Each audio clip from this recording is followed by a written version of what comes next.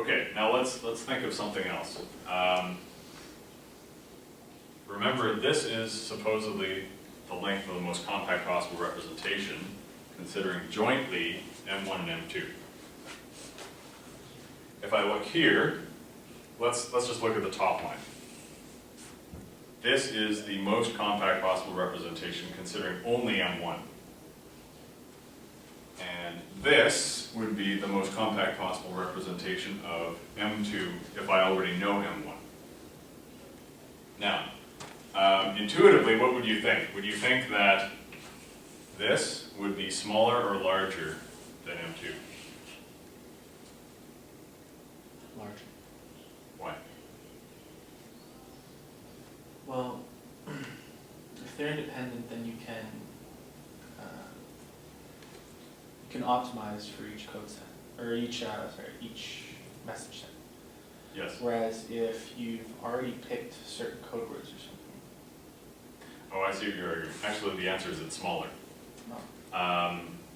The reason is, if you know M1, then you can construct an optimal codebook. If you don't know M1, then this is the optimal codebook.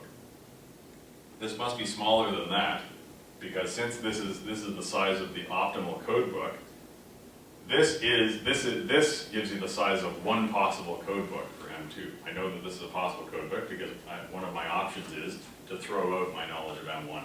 It's legal to do that. I can do that. So therefore, this gives me the size of one possible codebook. Right. So the optimal codebook must be either smaller than or equal to. Oh, I see. Oh, okay. I see what you mean. Yeah. So that's just an intuitive argument. We'll actually show this using a different method next time, but conditional entropy is always less than or equal to marginal entropy. Yes? In a rather less technical, intuitive way, could you say that once you organize anything with M1, you also organize partly M2? That's why you have less work to do in the conditional case. Yes, I suppose you could say that. Yeah. So I mean, yeah.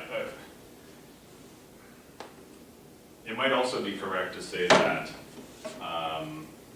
in this case, you're sort of treating M1 as a parameter. So in fact, what you have is a family of distributions that are characterized by M1. And so whichever one you happen to draw, you can encode optimally with respect to that one. But here, you're coding optimally with respect to any possible M1s. That's right. Okay, any other questions? I think that's enough for today.